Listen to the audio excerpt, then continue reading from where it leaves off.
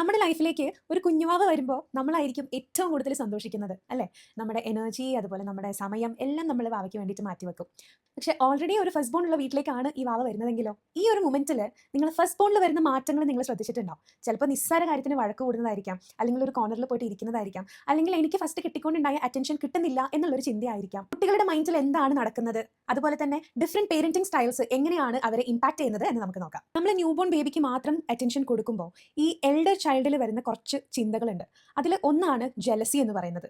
എന്തുകൊണ്ടാണ് എന്നെ അധികം സ്നേഹിക്കാത്തത്, എന്തുകൊണ്ടാണ് ഇപ്പൊ വന്ന കുട്ടിക്ക് മാത്രം കൂടുതൽ സ്നേഹം കൊടുക്കുന്നത്? ഒരു റിഗ്രഷൻ, ഒന്നും കൂടെ യങ്ങർ ആയിട്ട് ആക്ട് ചെയ്യുക, അല്ലെങ്കിൽ ബെഡ് വെറ്റ് ചെയ്യുക, അല്ലെങ്കിൽ തംസ് അക്കി വരുന്നത് വിഡ്രോവൽ ആണ്. അതായത് ഒന്നിനോടും താല്പര്യമില്ല, വീട്ടിൽ സംസാരിക്കാൻ താല്പര്യമില്ല, ഒരു കാര്യത്തിലും ഇൻട്രസ്റ്റ് കാണിക്കില്ല. ഫസ്റ്റ് ബോൺ ഇങ്ങനെയുള്ള പ്രശ്നങ്ങളൊക്കെ കാണിക്കുമ്പോൾ സ്വാഭാവികമായിട്ടും അവർ പറയും കുരുത്തക്കേടാണ് അല്ലെങ്കിൽ എപ്പോഴും വാശിയാണ് എന്നൊക്കെ. പക്ഷേ ഇൻ റിയാലിറ്റി ഇത് ബിഹേവിയറിന്റെ പ്രശ്നമല്ല, പകരം നമ്മുടെ അറ്റൻഷൻ സീക്ക് ചെയ്യാൻ വേണ്ടിയിട്ട് ഓരോ കാര്യങ്ങൾ ചെയ്തുകൊണ്ടിരിക്കുന്നതാണ്. ഇവിടെ എങ്ങനെയാണ് പേരന്റിംഗ് സ്റ്റൈല് കുട്ടികളെ ഇമ്പാക്ട് ചെയ്യുന്നത് എന്ന് നോക്കാം. First style of parenting is authoritative parenting.